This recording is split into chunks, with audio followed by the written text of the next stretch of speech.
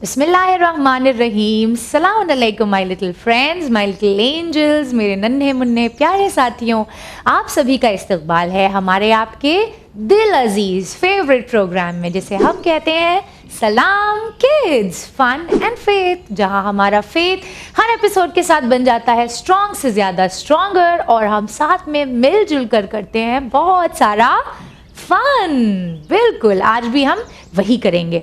तो आज का ये जो दिन है माह रमज़ान का, सबसे पहले तो माह रमज़ान अपने आप में सारे मंथ्स में सबसे स्पेशल है, राइट? करेक्ट। इस मंथ में भी जो सबसे स्पेशल डेज हैं वो कौन से हैं? 19, 21 और 23। और इन स्पेशल डेज में भी सबसे स्पेशल कौन सा डे है? 23rd ऑफ माह रमज़ान। यानी ये सबसे बेस्ट महीने में सबसे बेस्ट डेज में से सबसे बेस्ट डे है।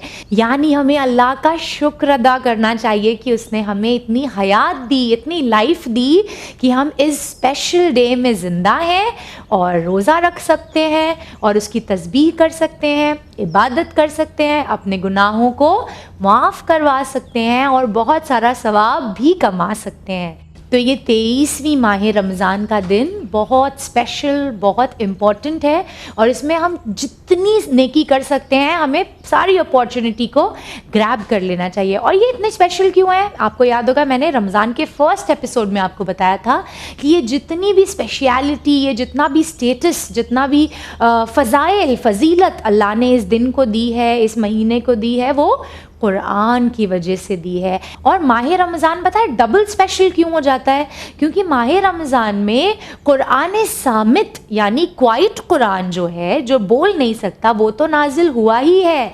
साथ ही साथ अल्लाह ने इसी महीने में कुरान नातिक यानी बोलने वाला कुरान भी नाजिल किया है। आप समझ रहे हैं मैं किसकी तरफ इशारा कर रही हूँ?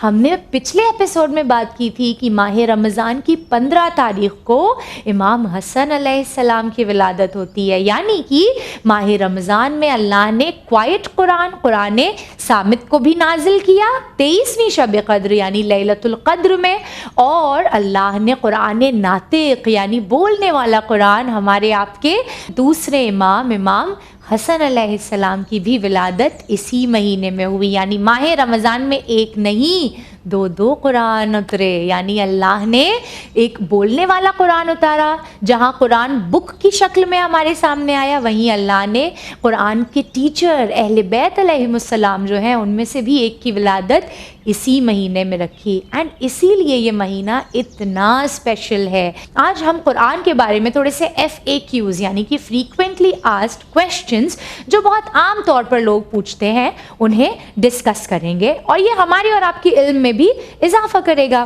तो कुरान मजीद में टोटल 114 सूरा हैं। कितने सूरा हैं कुरान मजीद में? टोटल 114, 114 सूरा कुरान मजीद में मौजूद हैं। अब आपको पता है हर सूरा से पहले एक बार बिस्मिल्लाह आता है, राइट? कोई भी सूरा हम बिस्मिल्लाह से पहले शुरू नहीं करते हैं। जब हमें कोई सूरा पढ़ना हो तो पहले हमें बिस्मिल्लाहिर्रहमानिर्रहीम पढ़ना होता है। यानी 114 सूरा है तो 114 बिस्मिल्लाह भी होना चाहिए, राइट? करेक्ट। कुरान मजीद में 114 सूरा भी मौजूद है और 114 टाइम्स बिस्मिल्लाहिर्रहमानिर्रहीम भी आया है। बट एक बात जो स्पेशल है वो ये कि कुरान में 113 सूरा से पहले ही सिर्फ बिस्मिल्लाह इस्तेमाल किया जाता है।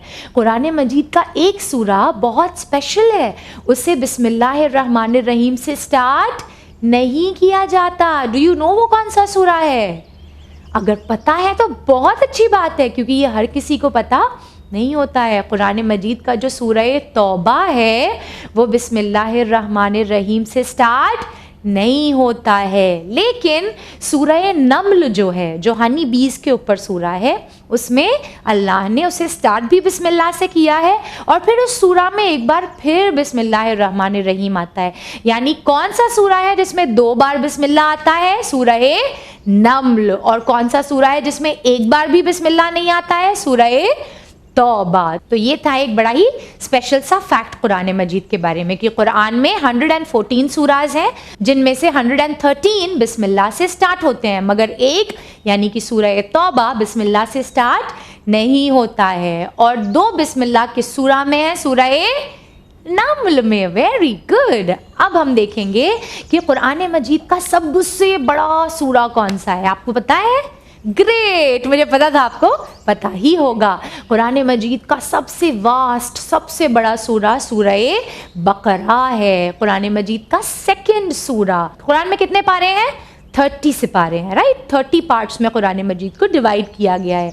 तो सूरह बकरा इतना वास्ट सूरा है कि तकरीबन 2 पार्ट्स में इसको कवर किया गया है। और उसके बाद सबसे स्मॉल सूरा कौन सा है?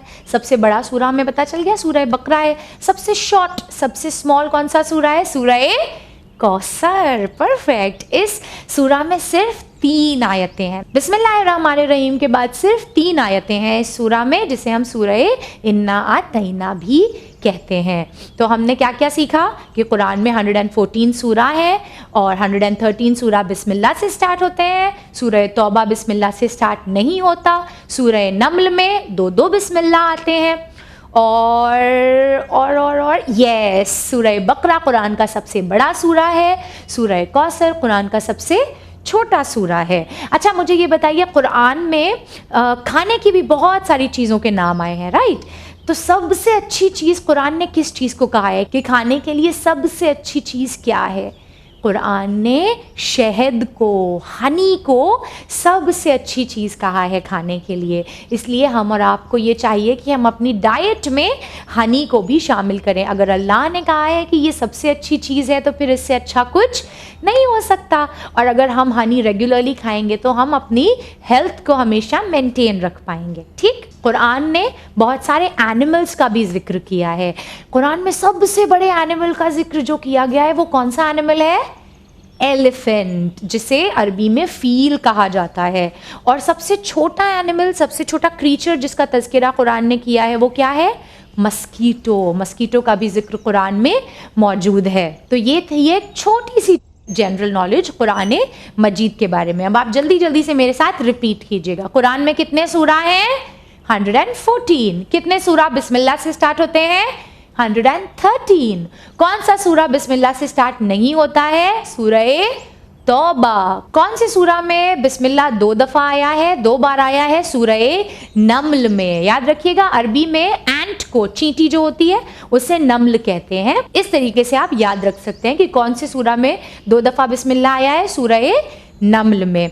और हमने क्या सीखा था? हाँ, हमने सीखा था कि कुरान का सबसे बड़ा सूरा कौन सा है? सूरह बकरा। और कुरान का सबसे छोटा सूरा कौन सा है? सूरह कौसर। और कुरान में सबसे बड़ा एनिमल जिसका जिक्र हुआ है वो क्या है? एलिफेंट, जिसे अरबी में क्या कहते हैं? फील। और कुरान में सबसे छोटा टाइनी क्रीचर जिसको मेंशन किया गया है वो क्या है? मस्कीटो। और कुरान मजीद किस रात में नाजिल हुआ? लैलतुल कद्र में। और लैलतुल कद्र कितनी रातों से अफजल है? 1000 नाइट्स, 1000 रातों से अफजल है, बेहतर है, बेटर है, क्योंकि इस रात में कुरान मजीद नाजिल हुआ। और कुरान में कौन सी चीज़ को खाने के लिए सबसे बेहतरीन चीज़ कहा गया है? हनी को, शहद को। तो आइए देखते हैं आज के इंटरैक्टिव सेशन में हम आपके लिए क्या लेकर आए हैं। तो हमारा आज का इंटरैक्टिव सेशन है एक बहुत ही फन गेम। हम आपके सामने रखेंगे स्क्रैम्बल किए हुए कुछ वर्ड्स जिनका रिलेशन इस्लाम से है, और आपको इन्हें अनस्क्रैम्बल करके एक करेक्ट और अच्छा सा वर्ड फॉर्म करना है। ठीक है, तो ये रहा आपका पहला word, UQRNA। This is very easy, क्योंकि हमने एक अल्फाबेट कैपिटल रखा हुआ है, उसी से हमारा वर्ड स्टार्ट होगा। क्यू से कोई वर्ड आपको याद आ रहा है? एग्जैक्टली, ये वर्ड्स सारे जो स्क्रैम्बल किए हुए UQRNA हैं, जब हम इनको अनस्क्रैम्बल करते हैं तो ये बनता है QURAN, यानी कि कुरान। Very good. देखते हैं सेकेंड वर्ड क्या है हमारा। सेकेंड वर्ड है हमारा LMIAS। इसमें कैपिटल अल्फाबेट जो है वो I है। वेरी गुड, ये तो बहुत ही आसान था, मुझे पता था आप बहुत जल्दी से बता लेंगे। तो ये वर्ड है अनस्क्रैम्बल करके ISLAM। AM, Islam. Very good. देखते हैं हमारा थर्ड वर्ड क्या है। थर्ड वर्ड भी बहुत आसान है, आप बिल्कुल जल्दी से बता लेंगे। MAZNA, और हमने क्योंकि N को कैपिटल रखा है तो ये बन गया नमाज। Very good, very good. मुझे तो ज़्यादा टाइम भी नहीं देना पड़ रहा आपको, कितने स्मार्ट हैं आप लोग। देखते हैं हमारा फोर्थ वर्ड क्या है। JAJH, और H क्योंकि कैपिटल है तो ये भी देखिए आपने जल्दी से बता लिया। Very good. ये बनता है वर्ड हज। और देखते हैं हमारा लास्ट वर्ड क्या है। लास्ट वर्ड है हमारा AMANDA, कैपिटल R। बहुत ही इजी है ये भी। एग्जैक्टली हमने 3 एपिसोड्स में सिर्फ इसी के बारे में बात की है। ये है माहे RAMADAN, रमदान, यानी कि रमजान। तो ये था हमारा आज का इंटरैक्टिव सेशन। ये थे हमारे स्क्रैम्बल्ड वर्ड्स जिन्हें अनस्क्रैम्बल करने में आई एम श्योर आपको बहुत मज़ा आया होगा। आ जाइए देखते हैं आज के 8 o'clock में मैं आपके लिए क्या लेके आई हूँ। बहुत सिंपल सा 8 o'clock है आज का। हमें चाहिए सिर्फ एक कलर्ड पेपर, कोई लाइट कलर ले लीजिए और कुछ कलर्ड स्केच पेन्स। जल्दी से आ जाइए। आज का 8 o'clock हम बना रहे हैं एक रिमाइंडर कह लें आप। बेसिकली अभी हमारे दरमियान से इमाम अली अलैहिस्सलाम की शहादत भी गुजरी है ना। हमने बहुत सारी मजलिसें की होंगी और हमने इमाम अली अलैहिस्सलाम की शहादत कैसे हुई ये भी सुना होगा। तो इमाम अली अलैहिस्सलाम ने अपने लास्ट डेज़ में जब इमाम बिस्तर पर थे एक वसीयत क्या होती है? वसीयत बेसिकली एक इम्पॉर्टेंट बात होती है जो कोई शख्स दुनिया से जाने से पहले अपने अजीज़ों से, अपने करीबी लोगों से कहता है कि आप प्लीज़ ट्राई करिएगा इन चीज़ों का ख्याल रखना। इसी को वसीयत कहते हैं। तो वसीयत इज़ बेसिकली अ प्रॉमिस जो दुनिया से जाने वाला इंसान अपने अजीज़ों से लेता है कि आप इन बातों का ख्याल रखिएगा। तो इमाम अली अलैहिस्सलाम ने अपने आखिरी लम्हात में, अपने आखिरी वक्त में एक बहुत ही अच्छी सी वसीयत हमारे लिए, हम आपके लिए और पूरी उम्मत मुस्लिमा के लिए, पूरी ह्यूमैनिटी के लिए बयान की थी। हमारे जो उलमा हैं यानी कि हमारे जो मौलाना लोग हैं, जो पढ़े लिखे आलिम लोग हैं, जो दीन के एक्सपर्ट्स हैं, स्कॉलर्स हैं, उन्होंने ये कहा है कि अमीरुल मोमिनीन की ये जो वसीयत है उसे हर किसी को, हर इंसान को, हर मोमिन को एक चार्ट पेपर पे, एक तख्ती पे लिखवा के अपनी नज़रों के सामने रखना चाहिए। यानी अपने घर में किसी ऐसी जगह पर लगाना चाहिए जहां आप रोज़ उससे देखें। इससे क्या होगा, आप बार बार उस वसीयत को देखेंगे और देख के आपको याद रहेगा कि हमें इन बातों पर अमल करना है। We have to be careful and cautious about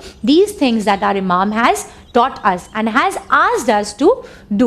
तो हम आज बनाएंगे यही एक छोटी सी तख्ती कह लीजिए जिसमें हम इम्पॉर्टेंट पॉइंट्स जो इमाम की वसीयत के हैं उन्हें मेंशन करेंगे और फिर आप इसे अपने बेडरूम में या अपने कबर्ड पे या आपके पास अगर ग्रीन बोर्ड हो घर में इस पर लगाइएगा और कोशिश कीजिएगा कि इस वसीयत पर अमल कर सकें। ठीक है। So this is very simple. तकरीबन 10-11 पॉइंट्स हैं जिन्हें हम इसमें मेंशन करेंगे। तो ऊपर हम टाइटल लिखते हैं द विल ऑफ इमाम अली। वसीयत को इंग्लिश में विल कहा जाता है। तो हम यहाँ लिखेंगे द विल ऑफ इमाम अली अलैहिस्सलाम। ठीक है। अब सबसे पहले मौला ने क्या कहा है, हमें किस बात का ख्याल रखने का है? मौला ने कहा है कि फियर अल्लाह, अल्लाह का खौफ हमेशा हमारे दिलों में होना चाहिए, तकवा इख्तियार करना चाहिए। व्हाट इज़ तकवा? हम हर वक्त सुनते रहते हैं ना ये बहुत मुत्तकी हैं और हमें तकवा इख्तियार करना चाहिए। तो तकवा सिंपल वर्ड्स में सिर्फ ये है कि जिस चीज़ को अल्लाह ने करने का हुक्म दिया है उसे किया जाए और जिस चीज़ से अल्लाह ने हमें मना किया है उस काम को नहीं किया जाए। इन शॉर्ट तकवा यही है। तो इमाम हमें सबसे पहले यही कह रहे हैं कि हमें अल्लाह से हमेशा डरते रहना है। तो हम लिखेंगे अल्लाह से डरते रहना। ओके, इसको हम बना लेते हैं एक क्लाउड जैसा। ठीक है। दूसरा देखते हैं क्या है। दूसरा एक बहुत अच्छा पैगाम इमाम इस वसीयत से हमें दे रहे हैं कि कभी भी दुनिया के ख्वाहिशमंद मत होना ना, व्हाट इज़ दिस मीन? हो सकता है आप लोगों के लिए थोड़ा मुश्किल हो ये समझ पाना, लेकिन हम अगर अभी से सीखेंगे, क्योंकि आप इतनी टेंडर एज में हैं, इतनी कमसिनी में हैं, आप अगर अभी से इसको प्रैक्टिस करेंगे तो आप देखेंगे कि आप इंशाल्लाह बहुत कामयाब इंसान बनेंगे। ये हम जो सुनते हैं यजीद इतना बुरा शख्स था और फ़िरौन इतना बुरा शख्स था, नमरूद, और ये जो बुरे बुरे विलन्स गुजरे हैं इस्लाम के या दुनिया के, ये सब इनमें एक कॉमन फैक्टर है। वो कॉमन फैक्टर क्या है? दुनिया की मोहब्बत। इन लोगों ने ये जितना भी जुल्म किया, गुनाह किया, बुराई फैलाई, सब के पीछे सिर्फ एक ही मकसद था, दुनिया। ये चाहते थे कि हम दुनिया में नाम हासिल कर लें, हम दुनिया में कुछ बन जाए, हमें एक ओहदा मिल जाए और हम लोगों पर हुकूमत करें। तो ये जो दुनिया की मोहब्बत है ना, ये इंसान के दिल में गुनाहों को जगह देती है। इसीलिए इमाम ने कहा है कि दुनिया के ख्वाहिशमंद कभी भी मत होना। ठीक है, तो ये लिखेंगे हम, दुनिया के ख्वाहिशमंद मत होना। इसको भी हम क्लाउडिंग कर लेंगे। नेक्स्ट इमाम हमसे क्या कह रहे हैं? इमाम आली मुकाम इरशाद फरमा रहे हैं कि जो भी काम करना वो सवाब के लिए करना। देखिए, अभी मैंने आपको बताया था कि दुनिया के ख्वाहिशमंद मत होना, तो अब जब हम दुनिया के ख्वाहिशमंद नहीं होंगे तो फिर हम अपनी रोज़मर्रा का काम कैसे करेंगे, है ना?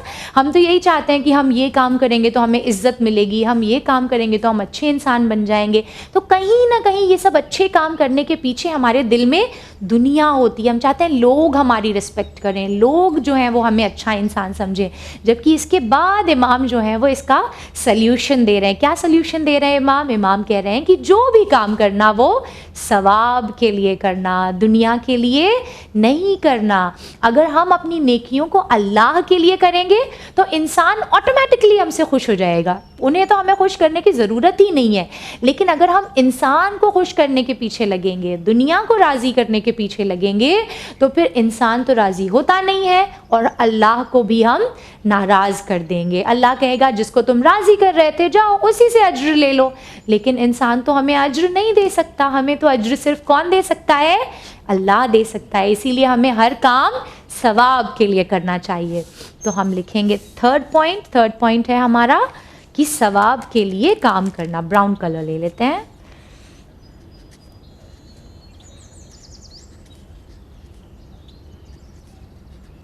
इसको भी हम क्लाउडिंग कर दें। उसके बाद इमाम कह रहे हैं, एक बहुत अच्छा पैगाम हमें दे रहे हैं जो हम आज की दुनिया में हर तरफ देखते हैं कि हर कोई ये कहता है कि उनका प्रॉब्लम है वो जाने, हम क्यों किसी के मामले में बोल लें। लेकिन इमाम हमें ये कह रहे हैं कि हमेशा जालिम के मुखालिफ रहना, यानी कि जहाँ भी हम जुल्म होते हुए देखें हमें अपनी आवाज़ उसके ख़िलाफ़ बुलंद करनी चाहिए। हमें हमेशा जालिमों के अगेंस्ट होना चाहिए, चाहे वो कितने ही पावरफुल क्यों ना हो, हमें हमेशा जालिम के अगेंस्ट होना चाहिए। तो हम लिखेंगे हमेशा जालिम के मुखालिफ रहना। कहाँ लिखें? यहाँ अट जाएगा, अट जाएगा। हमेशा जालिम के मुखालिफ रहना। व्हाट इज़ मुखालिफ? उर्दू में मुखालिफ कहते हैं ऑपोजिशन को, यानी किसी चीज़ के ऑपोजिट रहना, अगेंस्ट रहना, यानी उनका साथ नहीं देना। और फिर इसी से रिलेटेड दूसरी बात कि हमेशा मज़लूम के हामी रहना। मज़लूम कौन है? जिसके ऊपर जुल्म किया जाता है। और अल्हम्दुलिल्लाह हम तो हर माह मुहर्रम में मजलिसों का एहतमाम करके ये दिखाते हैं कि हम जालिम के ख़िलाफ़ हैं। हम हुसैनियत जिंदाबाद के नारे लगाते हैं और हम यजीदियत मुर्दाबाद के नारे लगाते हैं। हम मज़लूम के हामी हैं, हामी यानी कि उनके हेल्पफुल हैं, उनके तरफदार हैं, और जालिम के मुखालिफ हैं। तो हमेशा जालिम के मुखालिफ रहना और हमेशा मज़लूम के हामी रहना।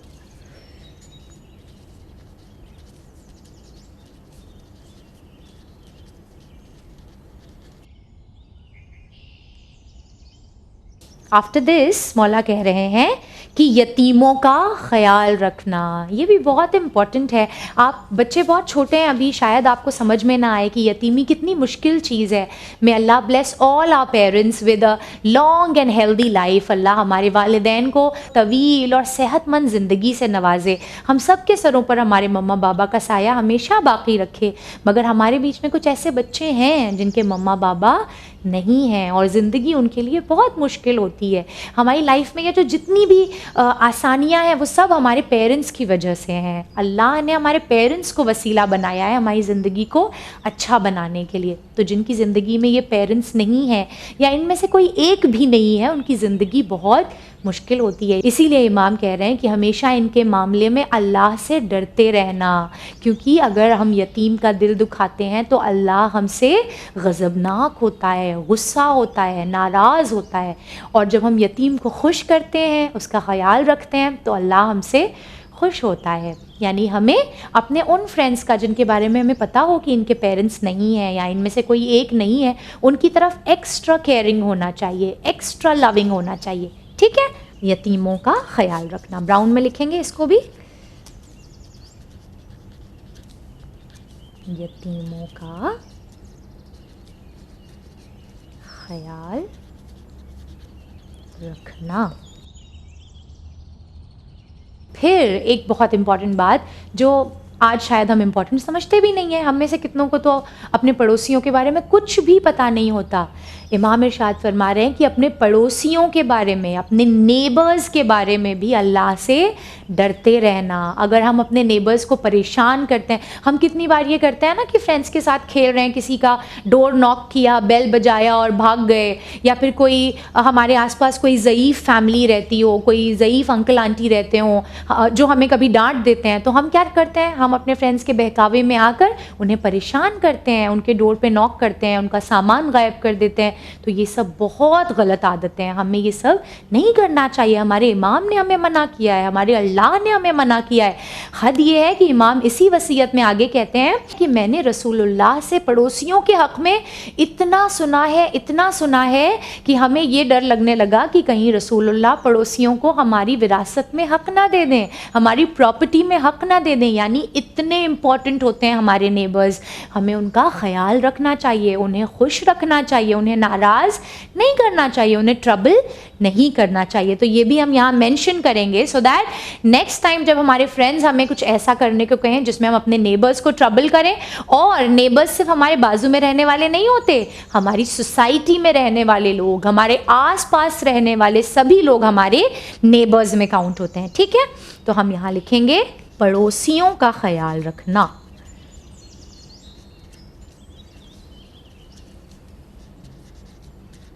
इसके बाद सिर्फ 3-4 पॉइंट्स और बचे हैं जो हमारे लिए बहुत फ़ायदेमंद है। इमाम क्या कह रहे हैं कि कुरान के मामले में अल्लाह से डरते रहना, कुरान का फ़ायदा उठाते रहना, कुरान पर अमल करते रहना। यानी इमाम ने सिर्फ ये नहीं कहा कि कुरान पढ़ते रहना, इमाम ने ये कहा कि कुरान पर अमल करते रहना। ऐसा ना हो कि उस पर अमल करने में दूसरी कौमें तुमसे आगे बढ़ जाएं। कुरान हमारी किताब है, हमारे खुदा ने नाजिल किया है, हम उस खुदा पर यकीन रखते हैं जिसने कुरान को नाजिल किया है, तो हमें कुरान से सबसे ज़्यादा फ़ायदा उठाना चाहिए।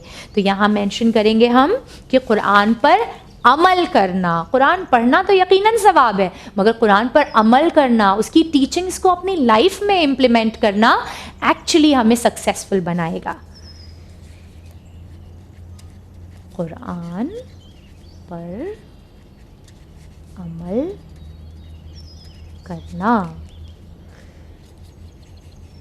फिर मैंने आपको लास्ट टू लास्ट एपिसोड में बताया था कि नमाज हमारे दीन का सुतून है, पिलर है। इसीलिए इमाम ने कहा खुदारा नमाज को फरामोश मत करना, ये तुम्हारे दीन का सुतून है। It is the pillar of your religion. अगर ये हिल जाएगी तो तुम्हारा पूरा दीन, तुम्हारा बिलीफ, तुम्हारे सारे अमल बर्बाद हो जाएंगे। जो भी नेकियां हम करते हैं वो कब कबूल होंगी? जब हमारी और आपकी नमाज कबूल होगी। लिहाजा that is why will mention here नमाज दीन का सुतून, ब्रैकेट में लिख दें पिलर, है। ठीक, और इसके बाद last but not the least, इमाम ने अपनी वसीयत में इसके अलावा भी बहुत सारी चीज़ें मेंशन की हैं, लेकिन क्योंकि आप लोग अभी लिटिल बेबीज़ हैं, हो सकता है आप लोगों को ये बातें इतने अच्छे से समझ में ना आए और आप इन पर प्रैक्टिस इतने अच्छे से ना कर पाएँ, इसीलिए हम सिर्फ उन चीज़ों को मेंशन कर रहे हैं जिन पर हम अमल कर सकते हैं, जो हमारे लिए प्रैक्टिस करना आसान है। तो इमाम कह रहे हैं कि हज को, यानी अल्लाह के घर को, खाने काबा को कभी भी भूलना मत, क्योंकि अगर तुम खाने काबा को भूल जाओगे तो फिर अनकरीब अज़ाबे इलाही तुम्हारे ऊपर आ गिरेगा। तो हमें कोशिश ये करनी है, अपनी दुआओं में अल्लाह से मांगना है कि वो हमें हज करने की तौफीक इनायत फरमाए। So the last one will mention here, हज को ब्रैकेट में लिखेंगे, खाने काबा को कभी फरामोश, व्हाट डज फरामोश मीन? भूलना, फरामोश मत करना। इसको भी हम क्लाउड कर देंगे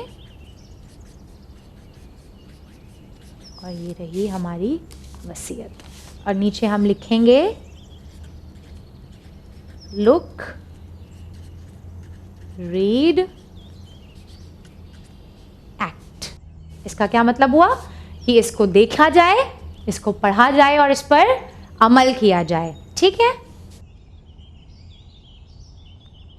अब आप चाहें तो इस वसीयत को एक कार्डबोर्ड पे लगा सकते हैं, इसे अच्छे से डेकोरेट कर सकते हैं और फिर अपने कबर्ड पे, अपने बेडरूम में कहीं भी ऐसी जगह लगाएं जहां आप इसको रोज़ देखें, रोज़ रीड करें। और फिर पता है क्या होगा, जब रोज़ आप इसको देखेंगे, रीड करेंगे, तो नहीं चाहते हुए भी this will become a part of your behaviour. ये आपकी आदतों में खुद ब खुद शामिल होने लगेगा, क्योंकि जब हम कुछ नेकी, कुछ अच्छा करने के लिए एक कदम बढ़ाते हैं ना, तो अल्लाह हमारी तरफ 10 कदम बढ़ाता है। अल्लाह हमारे लिए उस रास्ते को आसान करता चला जाता है। जब हम एक स्टेप आगे लेते हैं तो अल्लाह 10 स्टेप हमें अपनी तरफ खींच लेता है। जब आप एक स्टेप बढ़ाएंगे कि हम इमाम अली की विल पर अमल करना चाहते हैं, तो फिर अल्लाह आपको तौफीक भी देगा और आप देखेंगे धीरे धीरे ये आपकी आदत में शुमार हो जाएगा। बारी है हमारी आज की हदीस ऑफ द डे की। अल्हम्दुलिल्लाह ये हमारी 34th हदीस है और ये हदीस हमारे और आपके 6th इमाम जाफ़र सादिक़ अलैहिस्सलाम से मनकूल है। इमाम जाफ़र सादिक़ अलैहिस्सलाम इरशाद फरमाते हैं कि अल्लाह मोमिन की मदद उस वक्त तक करता है जब तक वो अपने मोमिन भाई की मदद करता है। कितनी खूबसूरत हदीस है ना ये। इमाम हमें ये सिखा रहे हैं कि अगर हम ये चाहते हैं कि अल्लाह हमारी मदद करे, कौन है हम में से जो अल्लाह की मदद नहीं चाहता है? एवरीबडी वांट्स, हर कोई चाहता है कि अल्लाह उसका मददगार हो, क्योंकि जिसका मददगार अल्लाह है उसका हर काम आसान है ना। तो अगर हम ये चाहते हैं कि अल्लाह हमारा मददगार हो, तो हमें ये कोशिश करनी चाहिए कि हम अपने भाइयों की, अपने दोस्तों की, अपने फ्रेंड्स की, अपने आसपास उन बंदों की जो अल्लाह के बंदे हैं उनकी हेल्प करें। जब हम उनकी हेल्प करेंगे तो अल्लाह हमारी हेल्प करेगा। वेरी सिंपल है ना। अगर हम इनकी हेल्प नहीं करेंगे तो फिर हम अल्लाह से भी हेल्प एक्सपेक्ट नहीं कर सकते, हम अल्लाह से भी हेल्प उम्मीद नहीं कर सकते हैं। ठीक है, तो रिपीट कीजिए मेरे साथ। इमाम जाफ़र सादिक़ अलैहिस्सलाम इरशाद फरमाते हैं कि अल्लाह मोमिन की मदद उस वक्त तक करता है जब तक मोमिन अपने भाई की, भाई का मतलब यहाँ पर क्या है? एनीबडी अराउंड यू, अपने भाई की, अपने दोस्त की मदद करता है। जल्दी से याद करिए इस हदीस को, प्रैक्टिस कीजिए अपनी ज़िंदगी में। मुझे भेजिए वीडियो बना करके हमारे इस नंबर पर। आइए देखते हैं कि आपने स्पॉटलाइट सेगमेंट में हमारे लिए क्या क्या भेजा है। ये रहे हमारे पिछले हफ्ते के आर्ट वर्क्स जो आप लोगों ने भेजे हैं। माशाल्लाह, दिस इज सो गुड, बहुत अच्छा है। और ये देखिए रेसिटेशंस। बिस्मिल्लाहिर्रहमानिर्रहीम। सलाम अलैकुम नाज़रीन, मेरा नाम किश्ती ज़हरा है। आप सभी को विलादत इमाम हसन बहुत बहुत मुबारक। गोद में कौसर के जब नन्हा सा कौसर आ गया, दुश्मनाने दी गए सुनते ही चक्कर आ गया। हो गई सरसब्ज लोग शाखे हिदायत ताबश, सैयदा की गोद में पहला लेकर आ गया। खुदा हाफिज़। बिस्मिल्लाहिर्रहमानिर्रहीम। रुबाई अर्ज़ करती हूँ 14 हैं तो इलाही निज़ाम ज़िंदा है, इन्हीं के नाम से खालिक का नाम ज़िंदा है। और मना के जश्न बताते हैं हम ज़माने को कि हम ही वो लोग हैं जिनके इमाम ज़िंदा हैं। वंडरफुल, माशाल्लाह। हर एपिसोड में मेरे पास अल्फाज नहीं होते हैं, मैं कितनी बार माशाल्लाह कहूँ, कितनी बार वंडरफुल कहूँ। आप लोग इतने अच्छे से इन वीडियोस को बनाकर भेजते हैं और इन आर्ट वर्क्स को बनाते हैं। Only Allah can reward you for this. मैं तो सिर्फ थैंक यू और जज़ाकल्लाह ही कह सकती हूँ। देखते रहिए सलाम किड्स, हम दोबारा हाजिर खिदमत होंगे माह रमज़ान का आखिरी एपिसोड लेकर अगले संडे को। तब तक के लिए अपनी दुआओं में प्लीज़ मुझे याद रखिएगा। खुदा हाफिज़।